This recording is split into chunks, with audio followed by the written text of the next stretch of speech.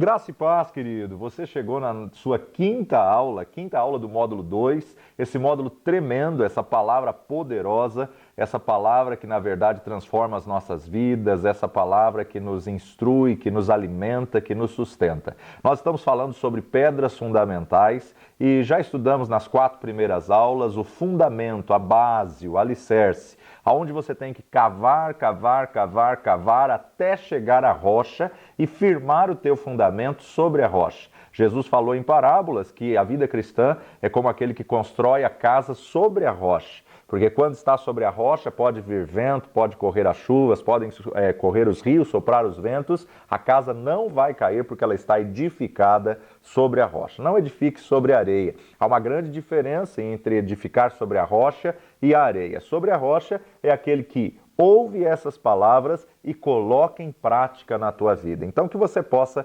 colocar em prática na tua vida a cada dia, para poder viver o melhor de Deus. Nosso estudo está embasado na carta aos Hebreus. Na carta aos Hebreus, sabemos que é uma carta anônima, não conhecemos aí o escritor, mas a palavra nos diz o seguinte, Hebreus capítulo 5, versículo 12. Porque devendo já ser mestres pelo tempo, ainda necessitais que se vos torne a ensinar quais sejam os primeiros rudimentos das palavras de Deus, e vos haveis feito tais que necessitais de leite e não de sólido mantimento. Porque qualquer que ainda se alimenta de leite não está experimentado na palavra da justiça, porque é menino. Mas o mantimento sólido é para os perfeitos, os quais, em razão de costume, têm os sentidos exercitados para discernir tanto o bem como o mal. Pelo que, deixando os rudimentos da doutrina de Cristo, prossigamos até a perfeição, não lançando de novo o fundamento do arrependimento das obras mortas e da fé em Deus. É exatamente isso que nós vamos estudar hoje,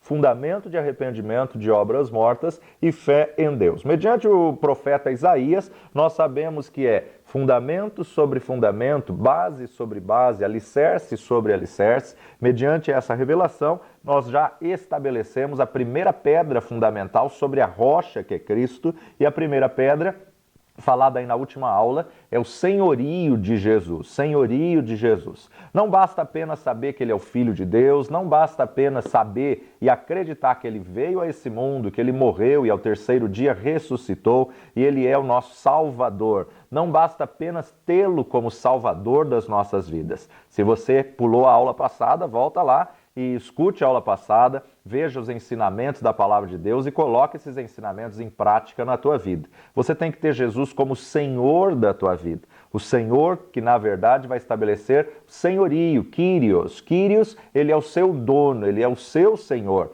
E como seu dono, como seu Senhor, na verdade, você está firmado nessa rocha, você está firmado nesta palavra de Deus. Agora, sobre a rocha, estabelecemos o senhorio. E agora, sobre o senhorio, fundamento de arrependimento de obras mortas. Fundamento de arrependimento de obras mortas. Veja que a pedra, ela está falando bem claro, não é arrependimento de pecados. Não é arrependimento de pecados. Arrependimento de pecados você deve ter feito no senhorio de Jesus. Para você estabelecer Jesus como Senhor e Salvador, você tem que confessar os seus pecados, você tem que se arrepender dos seus pecados. Mas a pedra, que na verdade é a segunda pedra do nosso ensino, ela é estabelecida como fundamento de arrependimento de obras mortas. Então, não de pecados, mas sim de obras. Obras são o quê? Feitos. Só que feitos na própria força humana. E todo feito na própria força humana se torna uma obra morta. Obras mortas são qualquer obra feita pela sua própria capacidade, querendo atingir a justiça de Deus pela sua própria mão, pela sua própria obra. Ou seja, são situações que queremos subornar a Deus, né? Muitas vezes a pessoa faz qualquer coisa espiritual, mas num propósito errado, numa motivação errada. Ela pode até fazer um jejum e esse jejum ser obras mortas. Não passa de uma greve de fome. Então nós dizemos a Deus que, Senhor, eu jejuei, agora o Senhor tem que me dar. Então, na verdade, cobrando de Deus por ter feito algo que é necessário para a vida cristã.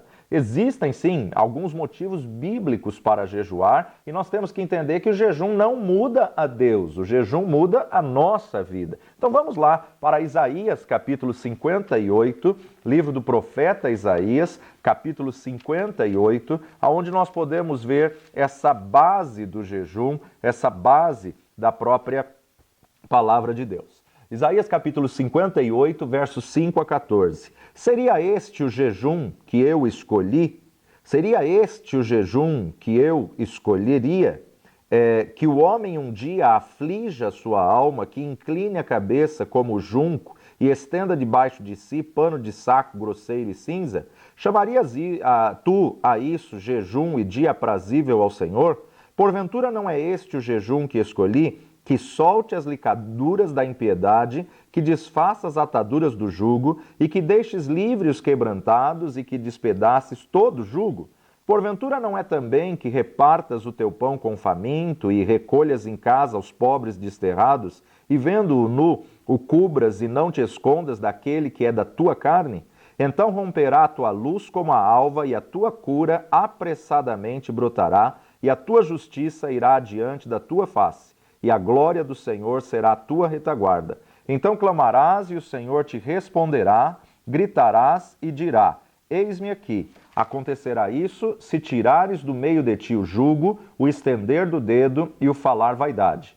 E se abrires a tua alma ao faminto e fartares a alma aflita, então a tua luz nascerá nas trevas e a tua escuridão será como o meio-dia. E o Senhor te guiará continuamente e fartará a tua alma em lugares secos e fortificará os teus ossos e serás como um jardim regado e como um manancial cujas águas nunca faltam. E os que de ti procederem edificarão os lugares antigamente assolados, e levantarás os fundamentos de geração em geração, e chamar-te-ão reparador das roturas e restaurador de veredas para morar.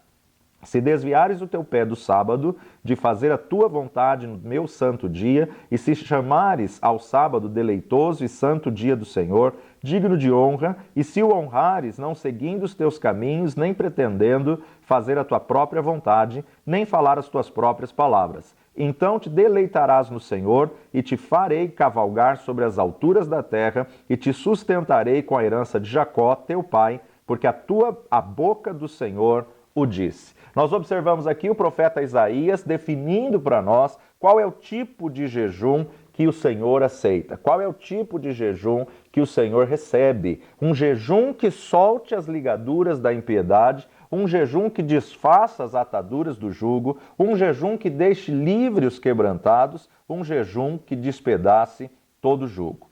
A palavra de Deus nos mostra alguns motivos corretos para se jejuar. Em todo o Antigo Testamento, nós aprendemos com alguns jejuns que são definidos pela própria palavra de Deus. Por exemplo, pode-se jejuar em tempos de guerra, em tempos que a nação está passando por uma batalha, por uma guerra, por uma conquista, é, na verdade, um momento de jejuar. Em tempos de perigo, em tempos de insegurança, em tempos onde você tem que expulsar uma casta de demônios, né? O próprio Jesus disse, esta casta só sai com jejum e oração.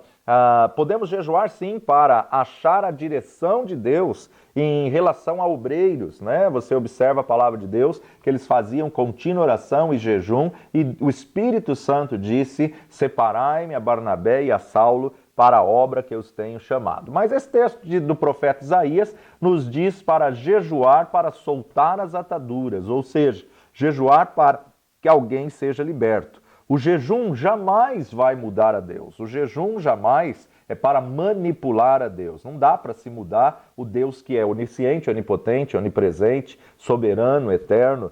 Não é para mudar a Deus, mas é para mudar as nossas vidas e para alinhar a nossa vida à vontade de Deus. Para deixar o nosso espírito sensível para ouvir a direção de Deus numa situação, numa decisão que tenhamos que tomar. Deus não quer que você se castigue, Deus não quer sacrifício de tolo. Nós podemos fazer um jejum, sim, para mortificar a nossa carne, porque no jejum você vai treinar a tua carne para que você possa fortalecer o teu espírito. Agora, no período de jejum, não adianta você ficar sem comer e não ter comunhão com Deus, intimidade com Deus, relacionamento com Deus. Tem muitas pessoas que fazem uma dieta alimentar e acham que, por estar fazendo dieta, ela consagra aquele período como jejum. Não. Jejum não é dieta, jejum não é regime, jejum não é greve de fome. Jejum é você mortificar a tua carne, mas nesse período você se alimentar da palavra de Deus, você orar, você jejuar, estar em comunhão, passar um momento de louvor e de adoração na presença do Deus Todo-Poderoso. Porque tem muitas pessoas que estabelecem 21 dias de jejum, mas se somar esses 21 dias, ele não orou nem uma hora sequer. Isso não é jejum.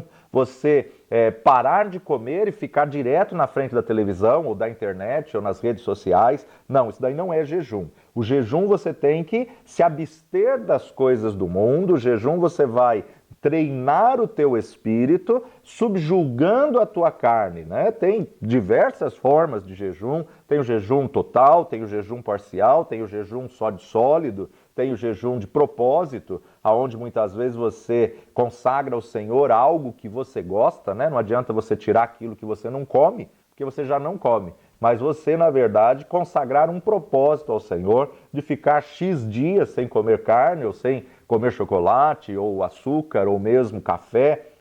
Esses são jejuns de propósito. É válido? Claro que é válido. Mas você tem que entender que você tem que ter um tempo de devocional com o Senhor. No tempo de jejum, você tem que criar uma disciplina de comunhão, de intimidade, de relacionamento com o Deus Todo-Poderoso. Então, o jejum não é para mudar a Deus, mas é para mudar as nossas vidas. A profecia hoje, na verdade, ela vem só para confirmar aquilo que Deus já colocou no teu espírito. Hoje, na dispensação da graça, não existe uma profecia inédita, algo que você nunca pensou e Deus usar um profeta para te dar uma direção com aquilo que nunca esteve no seu coração. Não. Na dispensação da graça, nós sabemos que a profecia ela vem para confirmar aquilo que já está no teu coração, aquilo que já vem do teu espírito, e Deus pode sim e usa pessoas ou a própria palavra para confirmar aquilo que Ele quer que você faça. Então, nós temos que entender o princípio da profecia na dispensação da graça no Novo Testamento é simplesmente para edificar, consolar e exortar. Se a profecia não se enquadrar nessas três áreas, nesses três quesitos, não é uma profecia da parte de Deus. E a palavra de Deus nos instrui a julgarmos sim toda profecia, toda palavra que recebemos, podemos julgar a profecia. O profeta não, mas a profecia sim. A palavra de Deus agora em João 14, versículo 16 e 17 nos diz assim: E eu rogarei ao Pai, e ele vos dará outro Consolador, para que fique convosco para sempre.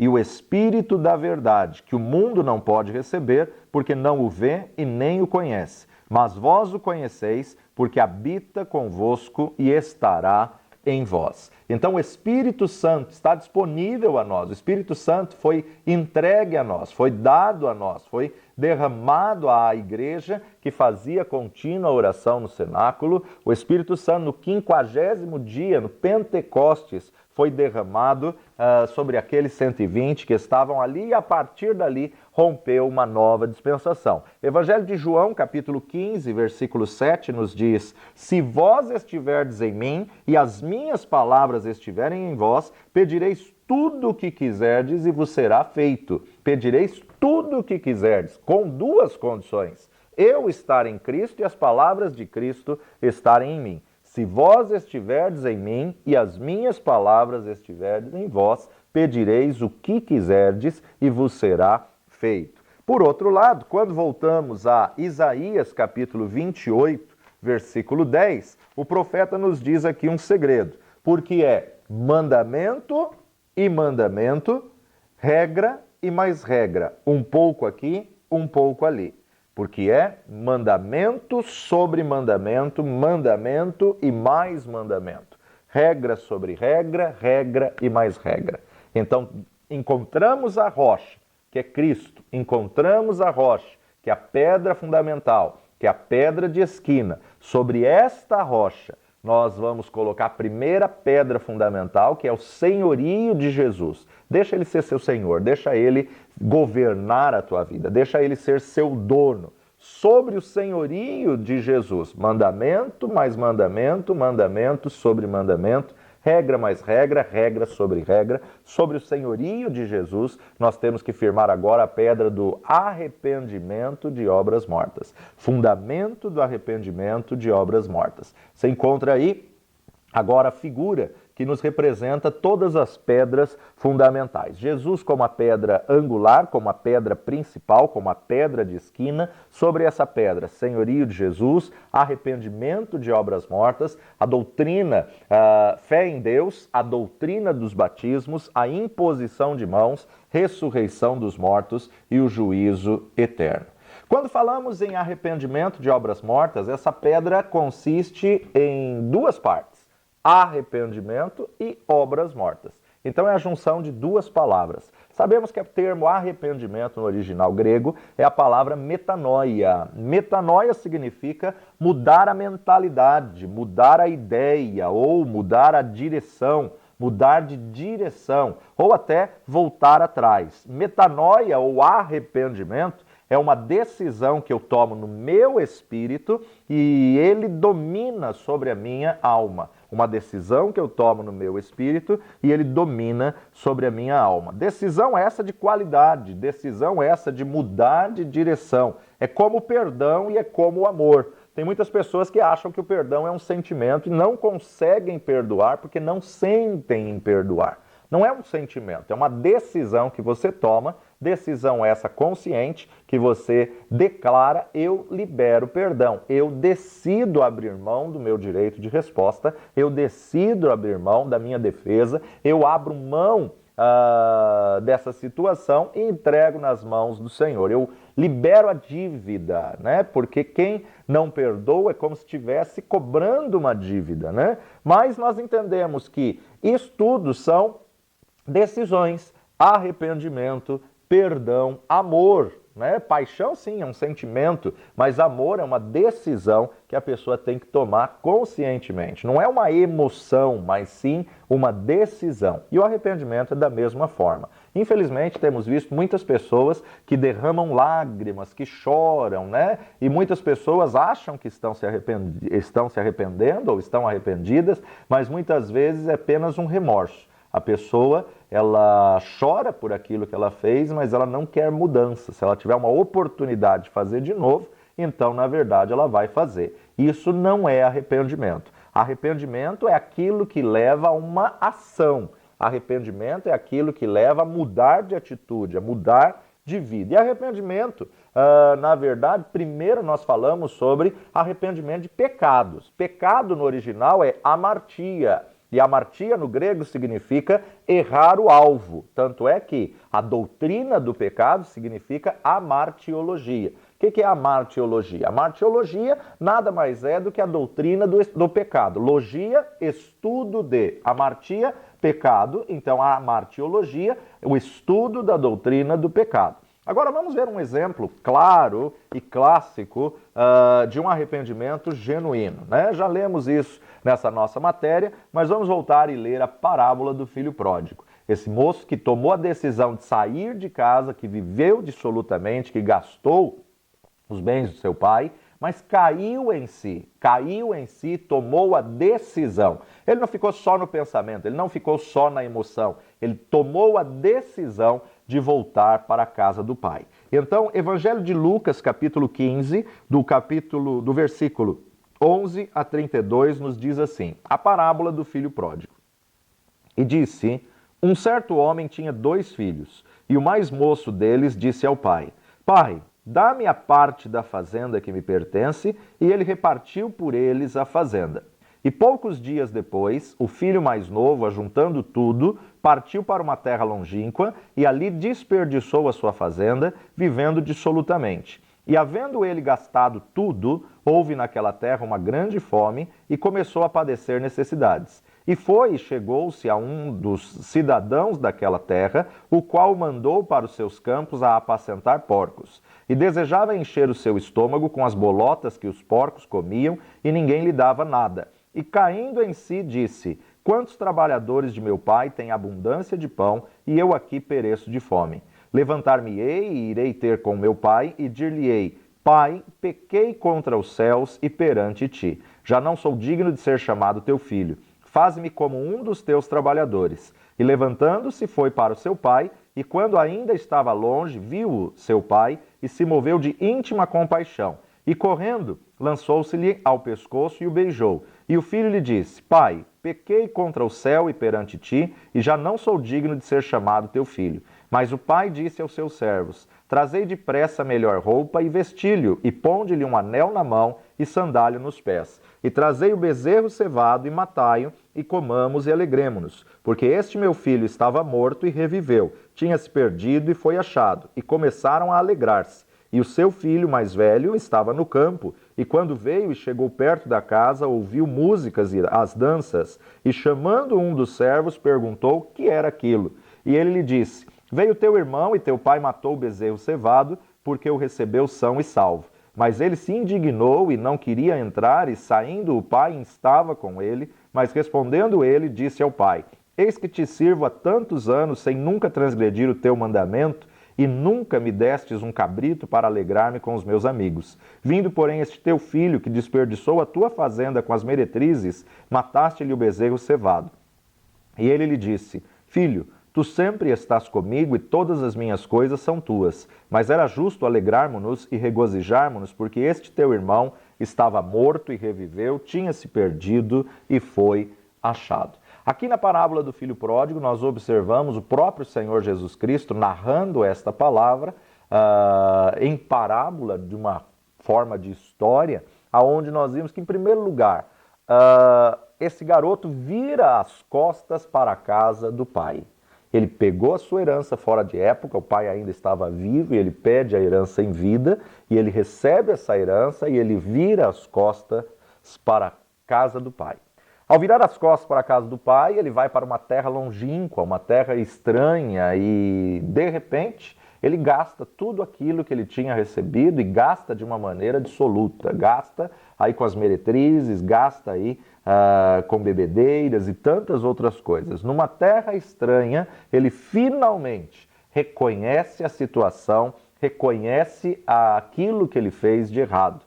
Mas ele declara: levantar-me-ei e irei ter com meu pai, e lhe direi: Pai, pequei contra os céus e diante de ti. Mas o mais bonito dessa parábola é que não ficou só no pensamento, não ficou só numa ideologia. Ele agiu, ele teve atitude, ele levantou e foi ao encontro da casa do pai. Então o versículo 20 nos diz: e levantando-se, foi para o seu pai, e quando ainda estava longe, viu o seu pai e se moveu de íntima compaixão, correndo, lançou-se-lhe ao pescoço e o beijou. Então aqui nós vemos uma atitude clara de arrependimento. Por quê? O arrependimento te leva a agir de maneira diferente. Ele caiu em si, né? Caindo em si, ele disse, caindo em si, ele viu, caindo em si, ele reconheceu o erro que ele estava fazendo e ele mudou de atitude. É diferente de uma posição de remorso. A Bíblia também traz alguns exemplos acerca de remorso. Um dos mais típicos é justamente a vida de Judas, um discípulo de Jesus que andou com Jesus, que traiu Jesus, que vendeu Jesus, e ele não se arrependeu, ele teve apenas remorso. Prova disso está aí no texto de Mateus capítulo 27, e a partir do versículo 3 e 4. E manietando-o, o levaram e o entregaram ao governador Pôncio Pilatos. Esse é o verso 2. Verso 3. Então Judas, o que o traíra, vendo que fora condenado, trouxe arrependido. O termo aqui, arrependido, não é a mesma palavra de arrependimento, ou seja, não é metanoia, mas é metameleim. Ele voltou e trouxe metameleim, arrependido, as 30 moedas de prata aos príncipes dos sacerdotes e aos anciãos, dizendo: pequei, traindo sangue inocente. Eles, porém, disseram: que nos importa? Isso é contigo. Metameleim é o termo grego que significa remorso, ou seja, o termo grego que significa angústia, forte emoção de estar compungido, uma forte emoção de estar com remorso. Na verdade, nós observamos que o remorso traz condenação, o remorso traz sobre si culpa, o remorso quer consertar o erro que fez com a própria mão, na força humana. E aqui que está a grande diferença entre metameleim e metanoia. Metanoia, a gente reconhece o erro e se arrepende pelo erro, mas sabe que não podemos fazer nada senão pedir perdão. Agora, metameleim é um remorso que leva a uma angústia tal que a pessoa quer fazer na própria força humana. Quando estamos falando desse fundamento para colocar sobre o senhorio de Jesus, não estamos falando sobre arrependimento de pecados. Não é um arrependimento metanoia, porque o arrependimento metanoia tem que ser estabelecido quando você estabelece a primeira pedra, o primeiro fundamento, senhorio de Jesus. Mas essa segunda pedra é fundamento de arrependimento de obras mortas. Então, quando falamos de obras mortas, estamos falando de ergon necros. Obras, ergon, e necros, morto, corpo morto. Então, obras mortas, o pecado vai ser justamente a obra que está sendo praticada. Então, é o pecado a evitar. Obras, no original, ergon, na verdade, é trabalho, é feitos, obras. Ou seja, por isso que nós estamos vendo aí uma ergonomania, né? Aquele que tem compulsão ao trabalho, ou seja, é aquele que trabalha sem limites. Ergon são todos os nossos feitos, costumes, tradições, e pode ser toda a tua vida religiosa, ou seja, muitas pessoas que estão dando dízimo, mas estão dando dízimo como obras mortas. Estão orando em línguas, mas estão orando em línguas como obras mortas. Estão fazendo obras, visitando enfermos, lecionando, estão pregando, evangelizando, mas não passa de obras mortas. Como assim, pastor? Está fazendo como obras mortas. Tudo aquilo que você faz esperando uma recompensa, ou tudo aquilo que você faz com interesse para Deus, se torna ergon necros, se torna obras mortas. Tudo aquilo que você faz como barganha, né? Olha, Senhor, eu dei meu dízimo, agora o Senhor tem que fazer isso. Olha, Senhor, eu visitei fulano, agora o Senhor tem que me abençoar. Eu fiz um jejum, agora o Senhor tem que me dar um carro.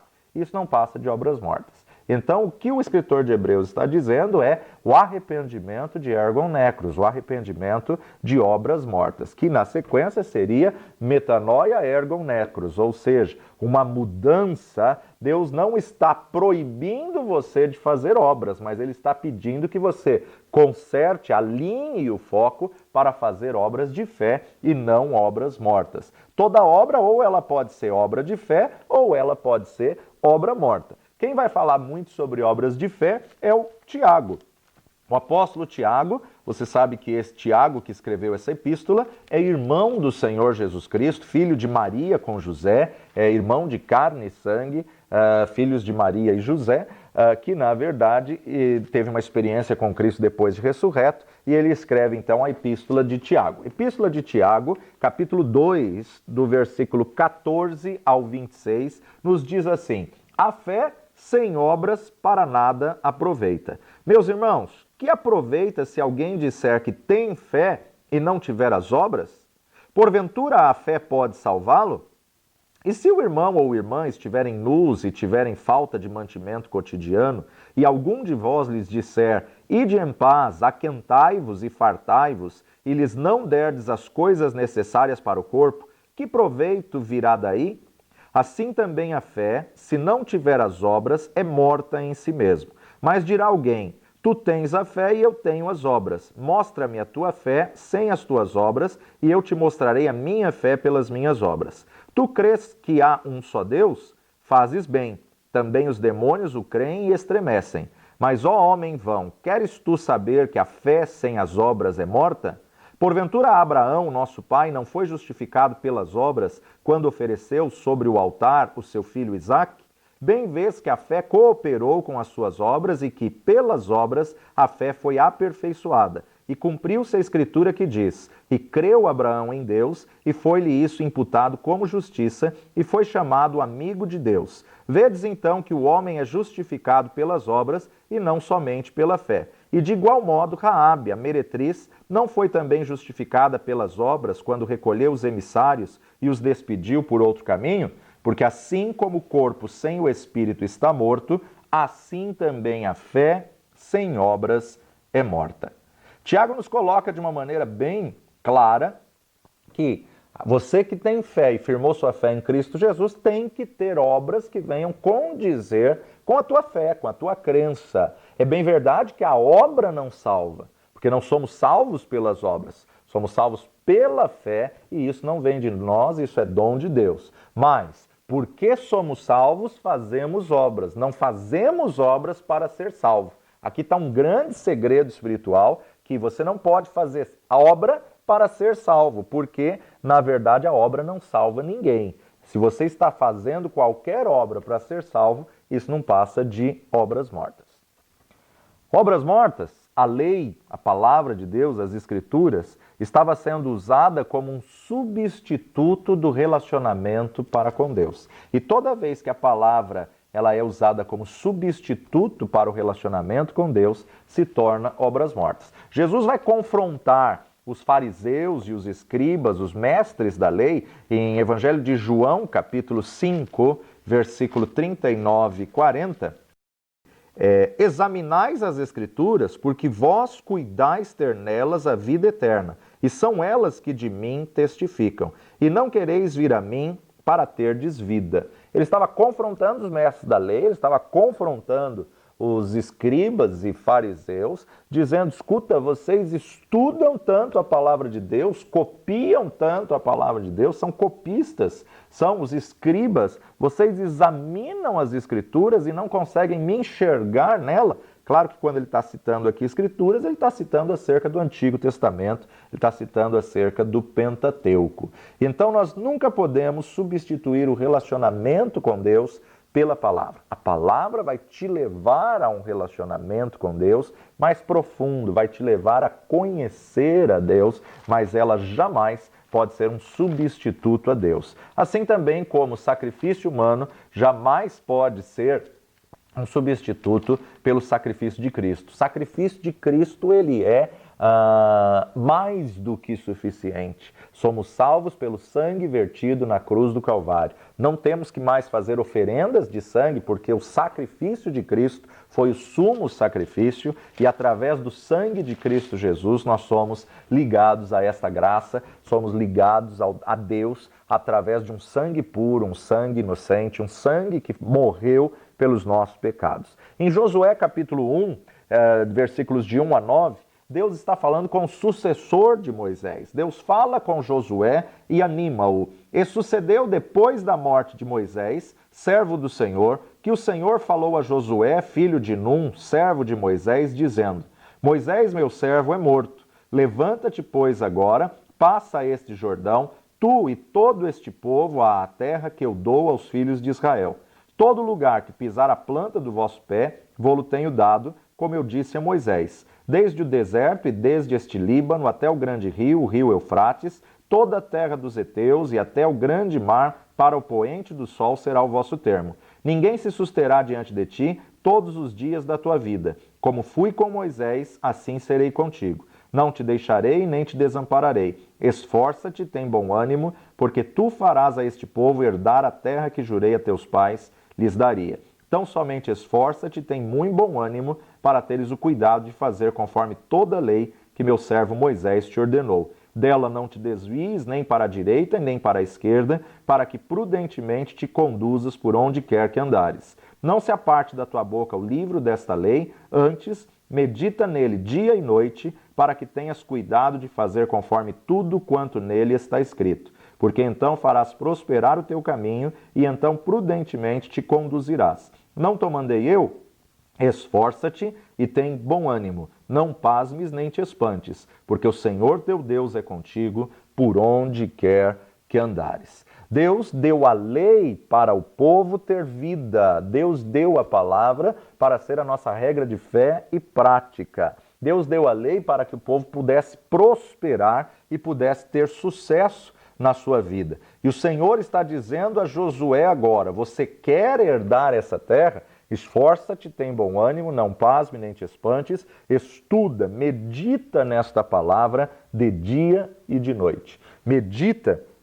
Até aqui só tinha então o Pentateuco, só tinha Gênesis, Êxodo, Levítico, Números, Deuteronômio, eram 5 livros que Moisés tinha deixado para o povo de Israel, e o Senhor está dizendo a Josué: medita neste livro. Na verdade, nós observamos que no decorrer da história da igreja, a própria igreja evangélica entregou o termo meditação para Satanás. O diabo se apropriou do termo meditação.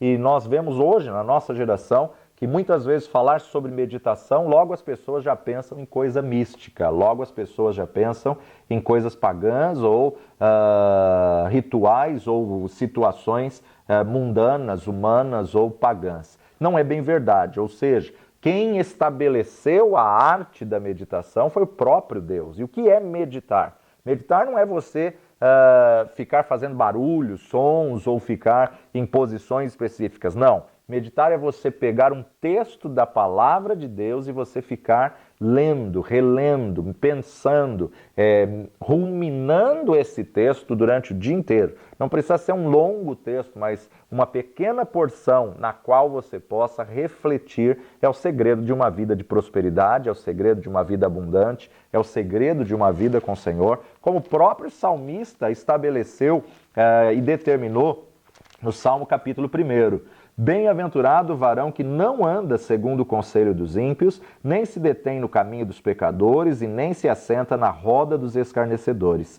Antes, tem o seu prazer na lei do Senhor e na sua lei medita de dia e de noite. Aquele que meditar na sua palavra de dia e de noite, a consequência é o verso 3. Pois será como árvore plantada junto a ribeiros de águas, a qual dá o seu fruto na estação própria, cujas folhas não caem, e tudo quanto fizer prosperará. O segredo de uma vida próspera e abundante é você meditar no livro desta lei. Então, nós precisamos resgatar a arte da meditação, mas a meditação divina, a meditação correta, a meditação bíblica, a meditação ensinada pelo próprio Deus. Já o apóstolo Paulo vai nos falar em Gálatas capítulo 3, capítulo 3, versículo 19 a 24, ele nos diz: logo, para que é a lei? Foi ordenada por causa das transgressões, até que viesse a posteridade a quem a promessa tinha sido feita, e foi posta pelos anjos na mão de um medianeiro. Ora, o medianeiro não o é de um só, mas Deus é um. Logo, a lei é contra as promessas de Deus?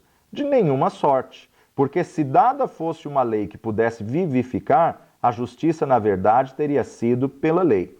Mas a Escritura encerrou tudo debaixo do pecado, para que a promessa pela fé em Jesus Cristo fosse dada aos crentes. Mas antes que a fé viesse, estávamos guardados debaixo da lei e encerrados para aquela fé que se havia de manifestar. De maneira que a lei nos serviu de aio para nos conduzir a Cristo, para que pela fé fôssemos justificados.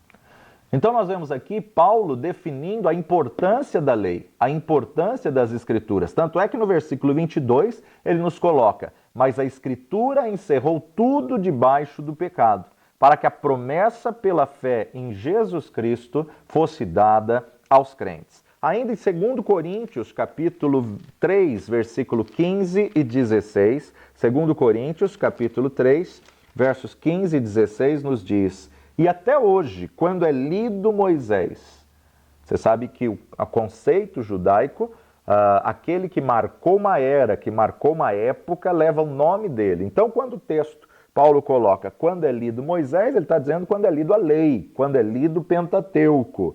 Até hoje, quando é lido Moisés, o véu está posto sobre o coração deles. Ou seja, não conseguem entender, não conseguem compreender. Verso 16. Mas quando se convertem ao Senhor, então o véu se tirará.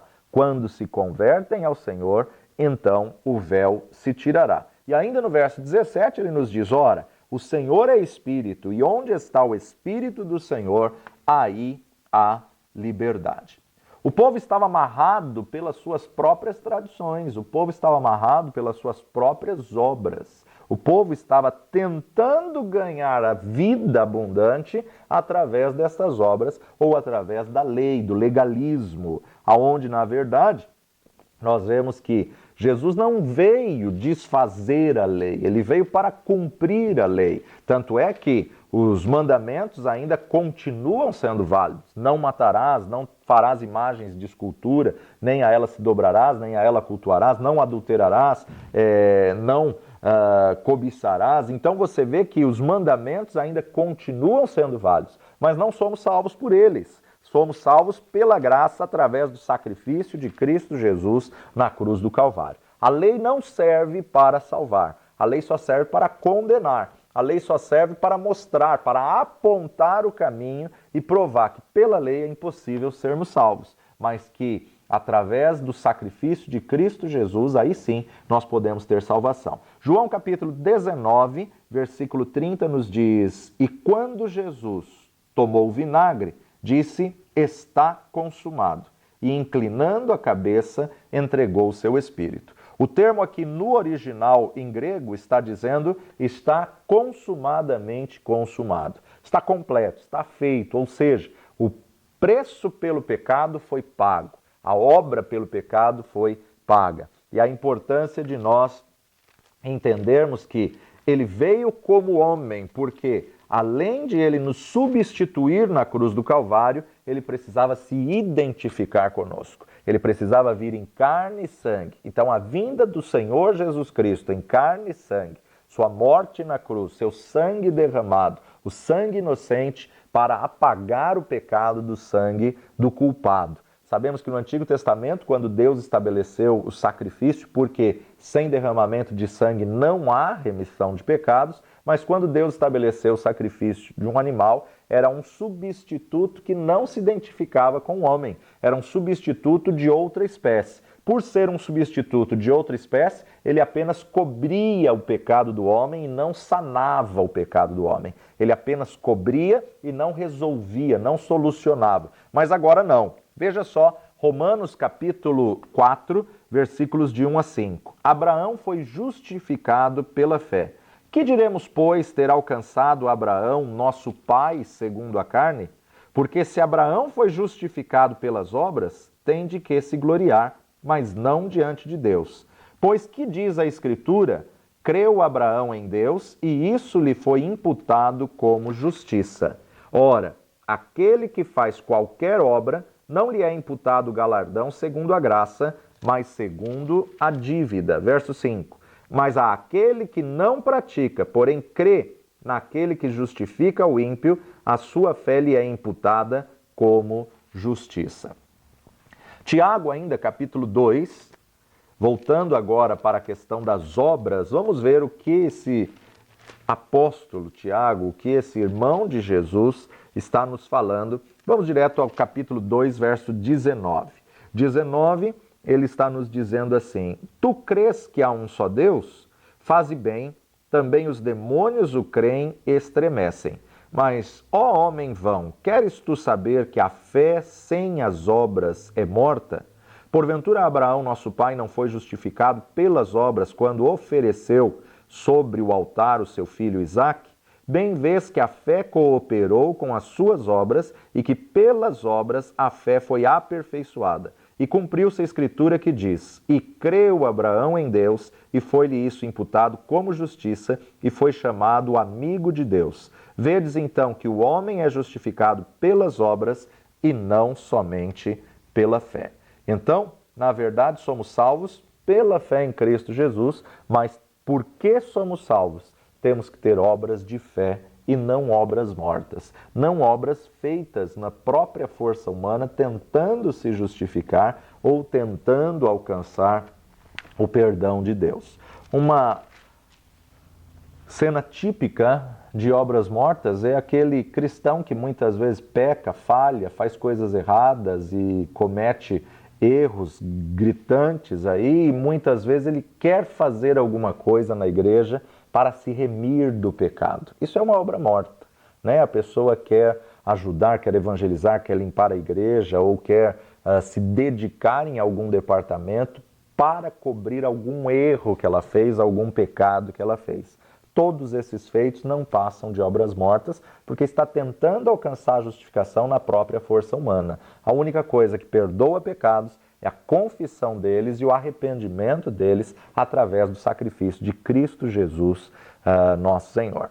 Israel foi uma nação que fez obras mortas, por isso que ela não atingiu a justiça de Deus. Olha só o que Paulo nos diz em Romanos capítulo 9, verso 31 até o capítulo 10, verso 4. Romanos capítulo 9, 31. Mas Israel, que buscava a lei da justiça, não chegou à lei da justiça. Por quê?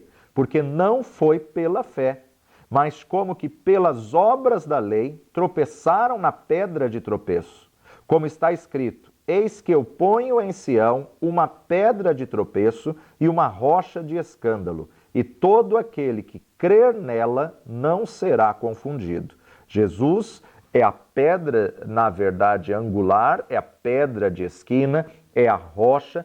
Todo aquele que crer nela não será confundido. O texto continua dizendo: os judeus rejeitam a justiça de Deus. Irmãos, o bom desejo do meu coração e a oração a Deus por Israel é para a sua salvação, porque lhes dou testemunho de que têm zelo de Deus, mas não com entendimento. Porquanto, não conhecendo a justiça de Deus e procurando estabelecer a sua própria justiça, não se sujeitaram à justiça de Deus, porque o fim da lei é Cristo, para a justiça de todo aquele que crê. Para a justiça de todo aquele que crê. Temos que entender que, para recebermos a salvação, temos que firmar o senhorio de Jesus. Nada que você faça na força humana vai poder te dar salvação, vai poder te dar o direito à salvação. Salvação é pela graça em Cristo Jesus. A salvação é firmada através do sacrifício de Cristo Jesus, porque pela graça sois salvos. Isto não vem de vós. Qualquer coisa que você fizer na força humana não passa de obra morta. Que você possa se arrepender das suas obras mortas e possa estabelecer obras de fé para ter uma vida abundante, uma vida com Cristo, uma vida plena diante do Deus Todo-Poderoso. Deus te abençoe, fique conosco, acompanhe aí a nossa matéria, a nossa próxima aula, em nome de Jesus.